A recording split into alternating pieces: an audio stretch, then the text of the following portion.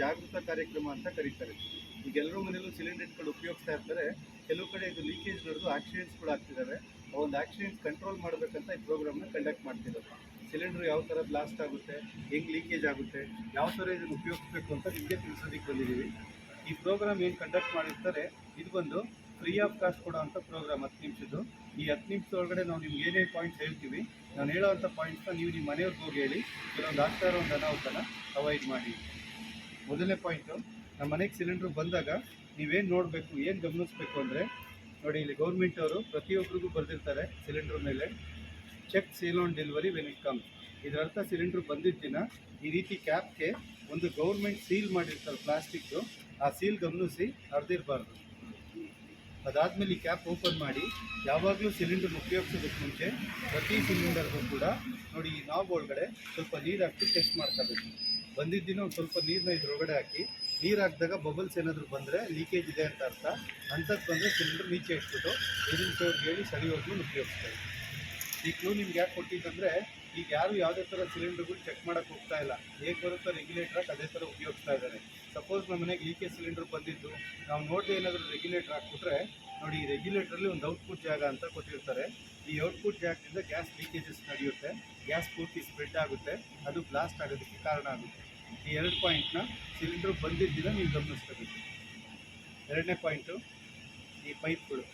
ಈಗಲೂ ಕೆಲವ್ರ ಮನೇಲಿ ಈ ಥರ ರಬ್ಬರ್ ಪೈಪ್ ಉಪಯೋಗಿಸ್ತಾ ಇದ್ದಾರೆ. ನಿಮ್ಮ ಗ್ರೂಪಲ್ಲಿ ಯಾರ ಮನೇಲಾದರೂ ಈ ಥರ ರಬ್ಬರ್ ಪೈಪ್ ಇದ್ದರೆ ಇದನ್ನು ಉಪಯೋಗಿಸ್ಬೇಡಿ, ಇದನ್ನು ಬ್ಯಾನ್ ಮಾಡಿದ್ದಾರೆ. ಈಗ ಸುರಕ್ಷಾನ ಪೈಪ್ ಉಪಯೋಗಿಸಬೇಕು. ಪಿಂಕ್ ಕಲರ್ ಮತ್ತು ಆರೆಂಜ್ ಕಲರ್ ಇರುತ್ತೆ, ಆರೆಂಜ್ ಕಲರ್ ಪೈಪ್ನೇ ಉಪಯೋಗಿಸಿ. ಆರೆಂಜ್ ಕಲರ್ ಪೈಪ್ ಇದ್ದರೂ ಕೂಡ 5 ವರ್ಷಕ್ಕೊಮ್ಮೆ ಪೈಪ್ನ ಚೇಂಜ್ ಮಾಡ್ಕೊಳ್ಳಿ, ಅದಕ್ಕೆ 5 ವರ್ಷ ಲೈಫ್ ಇರುತ್ತೆ. 5 ವರ್ಷಕ್ಕೊಂದ್ಸತಿ ಪೈಪ್ ಚೇಂಜ್ ಮಾಡದೇ ಇದ್ದರೆ ಏನಾಗುತ್ತೆ ಅಂದರೆ ನೋಡಿ, ಮೋರ್ ದೆನ್ 5 ಇಯರ್ಸ್ ಒಂದೇ ಪೈಪ್ ಯೂಸ್ ಮಾಡಿದ್ರೆ ನೋಡಿ ಈ ರೀತಿ ಸಣ್ಣ ಸಣ್ಣ ಹೋಲ್ ಆಗಿ ಪೈಪ್ನಲ್ಲಿ ಲೀಕೇಜ್ಗಳು ಆಗ್ಬಿಡುತ್ತೆ. ಸೊ ಪೈಪಲ್ಲಿ ಕೂಡ ಲೀಕೇಜ್ ಆಗೋ ಕಾರಣ 5 ವರ್ಷಕ್ಕೊಮ್ಮೆ ಪೈಪ್ನ ಚೇಂಜ್ ಮಾಡ್ಕೊಳ್ಳಿ. ನಿಮ್ಗೆ ಯಾರಿಗಾದ್ರೂ ಡೌಟ್ ಇದ್ದರೆ ಇವತ್ತು ಹೋಗಿ ನಿಮ್ಮ ಮನೆಗಳಲ್ಲಿ ನೋಡಿ, ಆ ಪೈಪ್ ಮೇಲೆ ಅದ್ರ ಡೇಟ್ ಬರೆದಿರ್ತಾರೆ, ಎಕ್ಸ್ಪೈರಿ ಡೇಟ್. ಅದರ ಡೇಟ್ ಮುಗ್ದೋಗಿದೆ ಅಂದರೆ as soon as possible change ಮಾಡಿಸ್ಕೊಳ್ಳಿ. ಮತ್ತು ಈ ಸಿಲಿಂಡರ್ ಬ್ಲಾಸ್ಟ್, ಸಿಲಿಂಡರ್ ಸ್ಫೋಟ ಅನ್ನೋದನ್ನ ನೀವು ಅವಾಗವಾಗ ನ್ಯೂಸಲ್ಲಿ, ಪೇಪರಲ್ಲಿ, ಮೊಬೈಲ್ಗಳಲ್ಲಿ ನೋಡ್ತಾ ಇರ್ತೀರ. ಅದಕ್ಕೆ ಕಾರಣ ಏನು ಅಂದರೆ, ಸಿಲಿಂಡ್ರಿಂದ ಸ್ಟವ್ವರೆಗೂ ನಮಗೆ ಗೊತ್ತಿಲ್ಲದೆ 5 ಜಾಗದಲ್ಲಿ ಲೀಕೇಜ್ಗಳು ಆಗ್ತವೆ ಮನೇಲಿ. ನೋಡಿ, ಫಸ್ಟು ಲೀಕೇಜ್ ಆಗೋ ಜಾಗ ಇದು. ಈ ಸಿಲಿಂಡ್ರ್ ಒಳಗಡೆ ನಿಮ್ಗೊಂದು ಬ್ಲ್ಯಾಕ್ ಕಲರ್ ವಾಷರ್ ಬರುತ್ತೆ, ಅದನ್ನು ಕೆಲವು ಓರಿಂಗ್ ಅಂತಾರೆ, ಕೆಲವು ರಬ್ಬರ್ ಅಂತಾರೆ. ಈ ವಾಷರ್ ಇಲ್ಲದೆ ಇದ್ದು ಜನ ನೋಡದೆ ರೆಗ್ಯುಲೇಟ್ರ್ ಹಾಕಿದ್ರೆ ಗ್ಯಾಸ್ ಲೀಕೇಜ್ ನಡೆಯುತ್ತೆ. ಇದು ಮೊದಲನೇ ಜಾಗ. 2ನೇದು ರೆಗ್ಯುಲೇಟ್ರು. ಇದು ರೆಗ್ಯುಲೇಟ್ರಲ್ಲಿ ಆನ್ ಆ್ಯಂಡ್ ಆಫ್ ಸ್ವಿಚ್ ಇದೆ, ಇದನ್ನು ಮಲಗಬೇಕಾದ್ರೆ ಆಫ್ ಮಾಡ್ತಾರೆ, ಬೆಳಗ್ಗೆ ಎದ್ಮೇಲೆ ಆನ್ ಮಾಡ್ತಾರೆ. ಡೈಲಿ ಮಾಡೋದ್ರಿಂದ ನೋಡಿ ಈ ಪಾಯಿಂಟಲ್ಲಿ ಲೀಕೇಜ್ಗಳಾಗುತ್ತೆ. 3ನೇದು ಈ ಪೈಪ್ಗಳಲ್ಲಾಗುತ್ತೆ. 4ನೇದು ಈ ಸಿಮ್ಮಲ್ಲಾಗುತ್ತೆ. ಈ ಸಿಮ್ನ ದಿನಕ್ಕೆ 5-6 ಸತಿ ಈ ಥರ ಆನು ಆಫು ಮಾಡೋದ್ರಿಂದ ಈ ಪಾಯಿಂಟಲ್ಲಿ. 5ನೇದು ಫೈನಲ್ಲು, ಪ್ರತಿ ಒಂದು ಸ್ಟವ್ ಬರ್ನರ್ ಒಳಗಡೆನೂ ಒಂದು ಜೆಟ್ ಪಿನ್ ಅಂತ ಇನ್ಸೈಡ್ ಇರುತ್ತೆ. ಇಲ್ಲಿ ಕೆಲವು ಪದಾರ್ಥಗಳು ಉಕ್ಕೋಗಿ ಒಳಗಡೆ ಹೋಗೋ ಪದಾರ್ಥ ಬ್ಲಾಕ್ ಆದರೆ ಗ್ಯಾಸ್ ಕರೆಕ್ಟಾಗಿ ಸಪ್ಲೈ ಆಗದೆ ಲೀಕೇಜ್ ಆಗ ಸ್ಟಾರ್ಟ್ ಆಗುತ್ತೆ. ನೀವೆಲ್ಲೆಲ್ಲಿ ಪೇಪರಲ್ಲಿ, ಮೊಬೈಲ್ನಲ್ಲಿ ಸಿಲಿಂಡರ್ ಬ್ಲಾಸ್ಟನ್ನು ನೋಡಿರ್ತೀರ, ಅದಕ್ಕೆ ಕಾರಣ ಈ 5 ಜಾಗದಿಂದ ಆಗೋದು.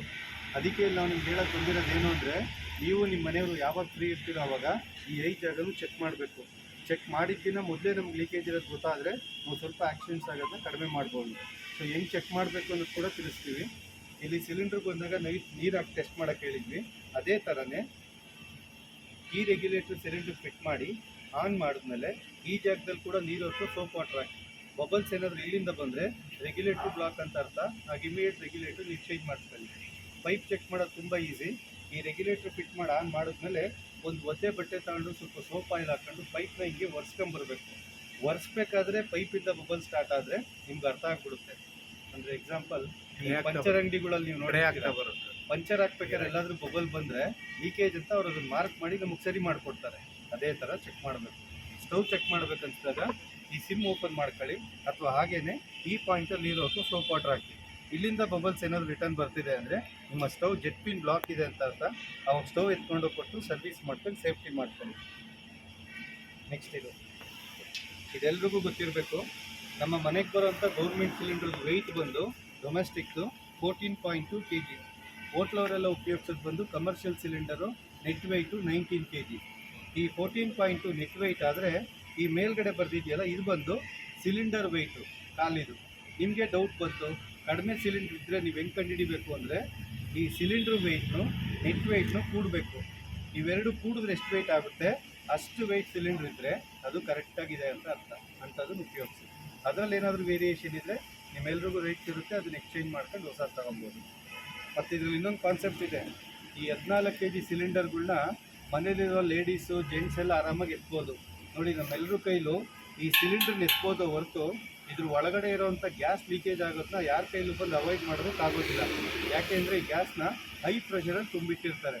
ನೀವು ಒಂದು ಸತಿ ರೆಗ್ಯುಲೇಟರ್ ಕುಂಡ್ರಿಸ್ಬಿಟ್ಟು ಆನ್ ಮಾಡಿದ್ರಿ ಅಂದರೆ ನೋಡಿ, ಇಷ್ಟು ಪ್ರೆಷರಲ್ಲಿ ಗ್ಯಾಸ್ ಈಚೆ ಬರುತ್ತೆ. ಈ ಪ್ರೆಷರೇ ಮೇಯ್ನ್ ಕಾರಣ ಬ್ಲಾಸ್ಟ್ ಆಗೋದಕ್ಕೆ. ಬಟ್ ಈ ಪ್ರೆಷರು ಜನಗಳಿಗೆ ಗೊತ್ತಿರೋದಿಲ್ಲ, ಇಷ್ಟು ಫಾಸ್ಟಾಗಿ ಗ್ಯಾಸ್ ಹೋಗುತ್ತೆ ಮನೆಗಳಲ್ಲಿ ಅಂತ. ಒಂದು ರೆಗ್ಯುಲೇಟರ್ ಕೊಟ್ಟಿದ್ದಾರೆ, ಹಾಕ್ತೀವಿ, ಆನ್ ಮಾಡ್ತೀವಿ, ಗ್ಯಾಸ್ ಬರ್ತದೆ, ಹಚ್ಕೊಂಡು ಅಡುಗೆ ಮಾಡ್ಕೊಂಬಿಡ್ತೀವಿ. ಆದರೆ ರೆಗ್ಯುಲೇಟರ್ ಆನ್ ಆಗಿದ ತಕ್ಷಣ ಇಷ್ಟು ಪ್ರೆಷರಲ್ಲಿ ಗ್ಯಾಸ್ ಹೋಗೋದ್ರಿಂದ ಈ ಮಧ್ಯದಲ್ಲಿ ಎಲ್ಲಾದರೂ ಒಂದು ಪಿನ್ನ ಪಾಯಿಂಟರ್ಸ್ ಲೀಕೇಜ್ ಆದರೂ ಸಾಕು, ಅವಾಗ ತಕ್ಷಣ ಈ ಥರ ಗ್ಯಾಸ್ ಮನೆಗಳಲ್ಲಿ ಕವರ್ ಆಗುತ್ತೆ, ಅದು ಬ್ಲಾಸ್ಟ್ ಆಗೋದಕ್ಕೆ ಕಾರಣ ಆಗುತ್ತೆ. ಇಲ್ಲಿ ನಿಮ್ಗೇನು ತೋರಿಸ್ಕೊಟ್ಟಿದ್ದಂದರೆ ಈ 14 kg ಸಿಲಿಂಡರ್ನ ಎತ್ಬೋದು, ಈ ರೀತಿ ಲೀಕೇಜ್ ಆಗೋದನ್ನ ಕಂಟ್ರೋಲ್ ಮಾಡೋಕ್ಕಾಗೋದಿಲ್ಲ ಅನ್ನೋದನ್ನ ನಾವು ನಿಮ್ಗೆ ಇಲ್ಲಿ ತೋರಿಸ್ಕೊಟ್ಟಿದ್ವಿ. ಮತ್ತು ಈ ಸಿಲಿಂಡ್ರು ಅಷ್ಟೇ, ನೋಡೋಕ್ಕೆ ಇದು ಬರೀ ಚಿಕ್ಕದಿದು, ಬಟ್ ಇದೆಷ್ಟು ಡೇಂಜರಸ್ ಅಂದರೆ ಈಗ ಬಸ್ಸಲ್ಲಿ ಟ್ರೈನಲ್ಲಿ ಹೋಗ್ಬೇಕಾದ್ರೆ ಸಿಲಿಂಡ್ರನ್ನ ತಗೊಂಡೋಗೋದಕ್ಕೆ ಯಾರಿಗೂ ಅಲೋ ಮಾಡೋದಿಲ್ಲ. ಅದು ಯಾವ ಕಾರಣಕ್ಕೆ ಅಂದರೆ ಇದನ್ನು ಯಾರಾದರೂ ಒಬ್ಬರು ತಗೊಂಡೋಗಿ ಟ್ರಾವೆಲ್ ಮಾಡ್ತಿರ್ತಾರೆ, ಆ ಟೈಮ್ನಲ್ಲಿ ಬ್ಲಾಸ್ಟ್ ಆದರೆ ಇರೋವಂಥ ಪ್ರತಿಯೊಬ್ಬರಿಗೂ ತೊಂದರೆ ಆಗ್ಬೋದು ಅನ್ನೋ ಕಾರಣಕ್ಕೆ ಮುಂಚೆನೇ ಸಿಲಿಂಡ್ರನ್ನ ತಗೊಂಡೋಗೋದಕ್ಕೆ ಪರ್ಮಿಷನ್ ಕೊಡೋದಿಲ್ಲ. ಮತ್ತು ಇದ್ರ ಕಲರು ಬೇಕಾದ್ರೆ ನೋಡಿ, ಯಾವುದಕ್ಕೆ ಯಾವ ಕಲರ್ ಇದ್ದರೂ ಕೂಡ ಸಿಲಿಂಡರ್ಗೆ ಯಾವಾಗಲೂ ರೆಡ್ ಇರುತ್ತೆ. ರೆಡ್ ಅರ್ಥ ಏನು? ಡೇಂಜರ್. ಸೊ ಇಂಥ ಡೇಂಜರ್ ಇರೋ ಪ್ರಾಡಕ್ಟ್ಗೆ ಈ ಥರ ನಾವು ಪ್ರತಿ ವರ್ಷ ಎಲ್ಲ ಆಫೀಸಸ್ಗಳಿಗೆ ಹೋಗಿ ಗೈಡ್ಲೈನ್ಸ್ ಕೊಡ್ತೀವಿ. ಮತ್ತು ನಿಮ್ಮ ಟ್ರೂಪಲ್ಲಿ ಅಥವಾ ನಿಮ್ಮ ರಿಲೇಷನ್ ಮನೇಲಿ ಯಾರ ಮನೇಲಾದರೂ ಗ್ಯಾಸ್ ಗೀಸರ್ ಉಪಯೋಗಿಸ್ತಾ ಇದ್ದೀರಾ?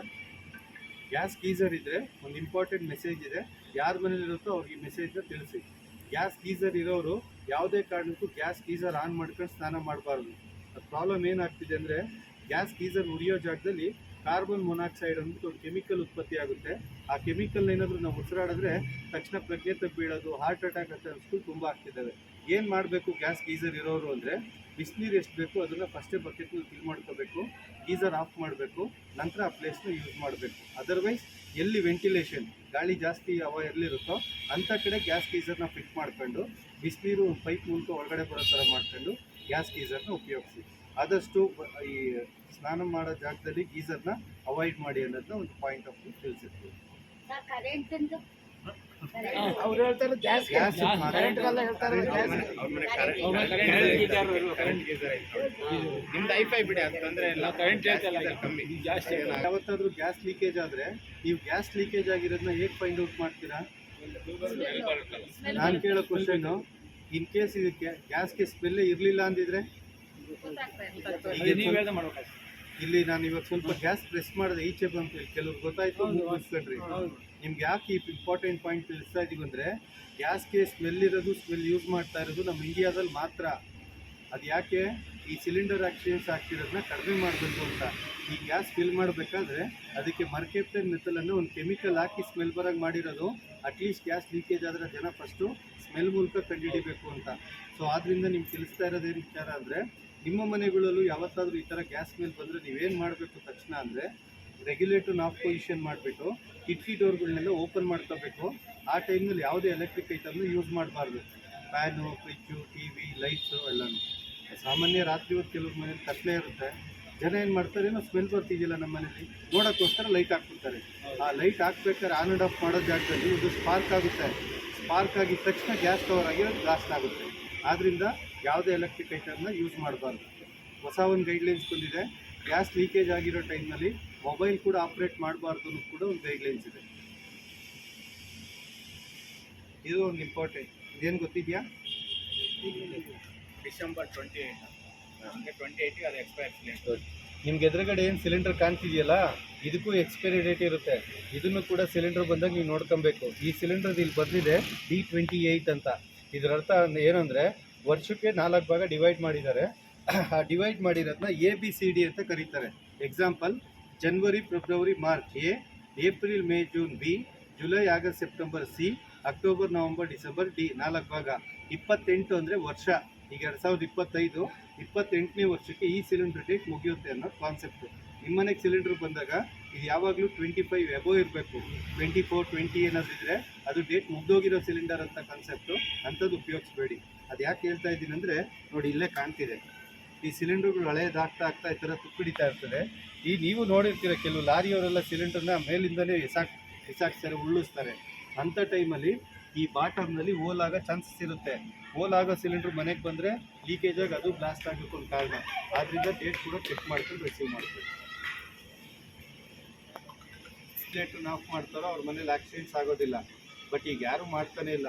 ಮತ್ತು ಈ 90% ಸಿಲಿಂಡರ್ ಆಕ್ಸಿಡೆಂಟ್ಸ್ ಏನು ಕಾರಣಕ್ಕೆ ಅಂದರೆ ಈ ಸಂಜೆ ಬರ್ತಾ ಇರೋ ಒಂದು ಟಿ ವಿ ಧಾರಾವಾಹಿಗಳಿಂದ ಕೆಲವ್ರ ಮನೇಲಿ ಏನು ಮಾಡ್ತಿದ್ದಾರೆ ಅಂದರೆ ಕೆಲವೊಂದು ಪದಾರ್ಥಗಳು ಇಲ್ಲಿ ಇಟ್ಬಿಟ್ಟು ಓವರ್ಫ್ಲೋ ಆಗೋಗುತ್ತೆ.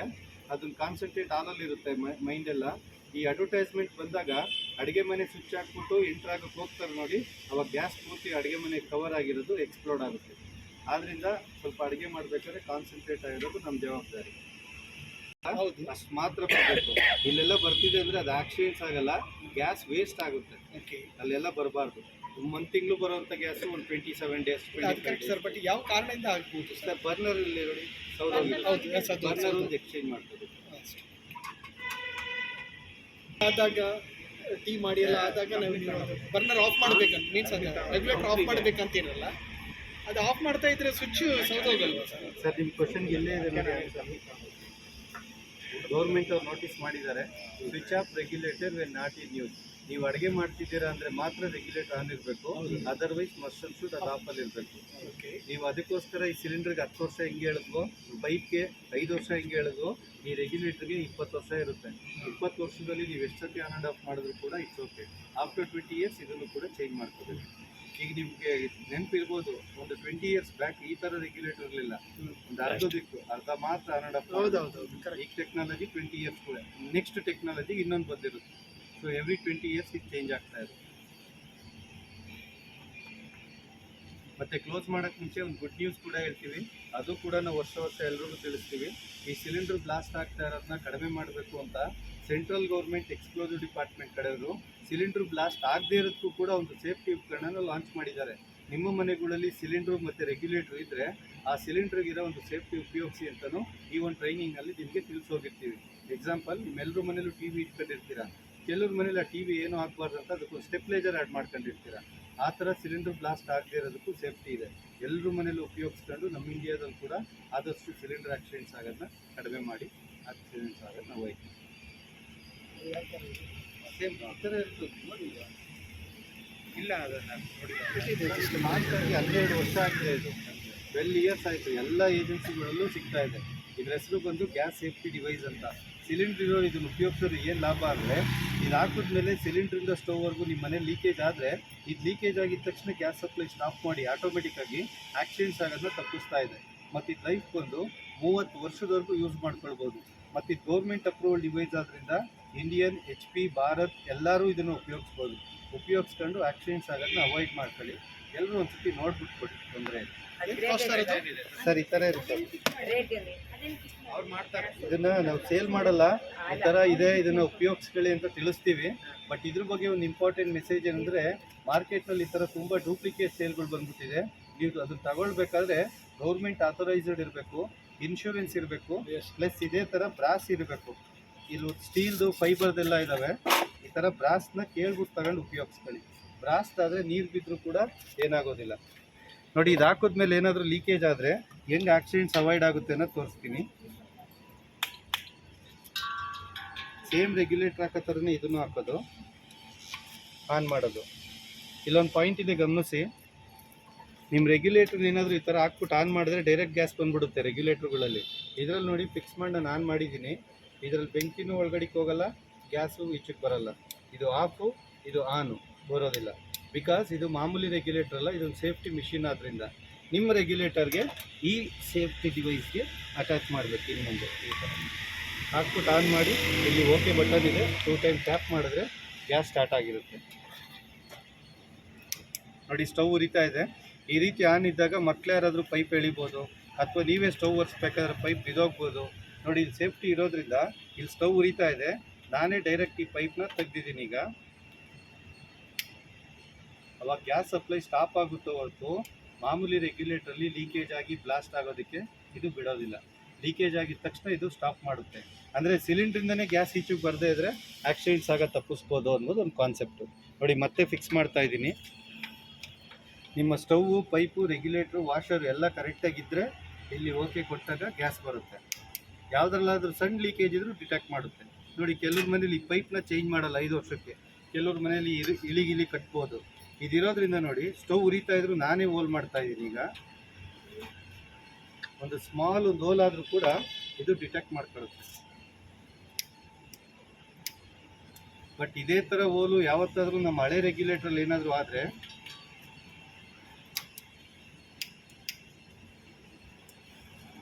ಉರಿತಾ ಇರೋ ಬೆಂಕಿ ಹೋಲು ಕಚ್ಚಾಗಿದ ತಕ್ಷಣ ಬ್ಯಾಕ್ ಫೈರ್ ಆಗುತ್ತೆ. ಇಲ್ಲಿ ಯಾರು ಭಯಪಡೋದು ಬೇಡ, ಇದರಲ್ಲಿ ಬ್ಯಾಕ್ ಫೈರ್ ಆಗೋದಿಲ್ಲ. ಬೆಂಕಿ ಇಲ್ಲಿ ಟಚ್ ಆದರೂ ಕೂಡ ಇದು ಉರಿತಾನೆ ಇರುತ್ತೆ. ಯಾಕೆ ಅಂದರೆ ಈ ಒಂದು ಡಿವೈಸಲ್ಲಿ ಒಂದು NRV ಇದೆ, ನಾನ್ ರಿಟರ್ನ್ ವಾಲ್. ಅದು ಗ್ಯಾಸ್ನ ಫಾರ್ವರ್ಡ್ ಮಾಡುತ್ತೆ ಹೊರತು ಬ್ಯಾಕ್ವರ್ಡ್ ತಗೊಳ್ಳೋದಿಲ್ಲ. ಇದು ಉರಿದು ಪೈಪ್ ಪೂರ್ತಿ ಈ ರೀತಿ ಮೆಲ್ಟಾಗಿ ಕಟ್ಟಾದಾಗ ಅದೇ ಡಿಟೆಕ್ಟ್ ಮಾಡ್ಕೊಳ್ಳುತ್ತೆ, ಆಕ್ಸಿಡೆಂಟ್ಸ್ ಆಗೋದು ಅವಾಯ್ಡ್ ಮಾಡುತ್ತೆ. ಮತ್ತು ಇದರಲ್ಲಿ ಲೇಡೀಸ್ಗೊಂದು ಹೆಲ್ಪ್ಫುಲ್ ಇದೆ. ದಿನ ಗ್ಯಾಸ್ ಎಷ್ಟು ಯೂಸ್ ಮಾಡ್ತೀರಾ ಅಂತ ಸಿಲಿಂಡರ್ ನೆಟ್ಟಿ ಅಳ್ಳಾಡಿಸಿ ನೋಡೋ ಬದಲು ಬಂದು ಇಲ್ಲಿ ನೋಡಿದ್ರೆ ಸಾಕು ಎಷ್ಟು ಪ್ರೆಸೆಂಟ್ ಗ್ಯಾಸ್ ಇದೆ ಅನ್ನೋದು ನಿಮಗೆ ಗೊತ್ತಾಗ್ಬಿಡುತ್ತೆ. ಈ ವೆಹಿಕಲಲ್ಲಿ ಹೆಂಗೆ ಪೆಟ್ರೋಲ್ ಗೇಜ್ ಇರುತ್ತೋ ಫುಲ್ ಟ್ಯಾಂಕ್, ಅರ್ಧ ಟ್ಯಾಂಕ್, ಎಂಟಿ ಅಂತ ಅದರಲ್ಲಿ ಮಾಡಿದ್ದಾರೆ. ಇದರಿಂದ ಕೂಡ ನಿಮಗೆ ಒಂದು ಹೆಲ್ಪ್ಫುಲ್ ಆಗುತ್ತೆ.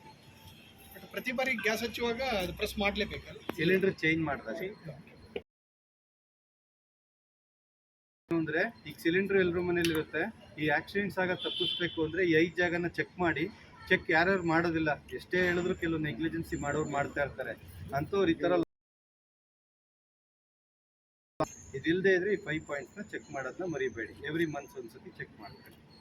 ಅದು ರೆಗ್ಯುಲೇಟರ್ ಆಫ್ ಮಾಡಿ ಮತ್ತೆ ಆನ್ ಮಾಡ್ಬೇಕಾದ್ರೆ ಅದು ಓಕೆ ಅಂತ ಪ್ರೆಸ್ ಮಾಡಿದ್ರೆ ಮಾತ್ರ ಗ್ಯಾಸ್ ಇದಾಗುತ್ತೆ. ಮತ್ತೆ ನಾನು ಇಲ್ಲಿ ಏನೇ ಮಾಡಿ ತೋರಿಸಿದ್ರು ಕೂಡ ನಾನು ಮನೇಲಿ ಹೋಗಿ ಮಾಮೂಲಿ ರೆಗ್ಯುಲೇಟರ್ ಮಾಡಬೇಡಿ. ಯಾಕಂದ್ರೆ ಹೌದು ಕೆಲವೊಂದು ಕಡೆ ಮಾಡಿರೋದು ಗೊತ್ತಾಗಿ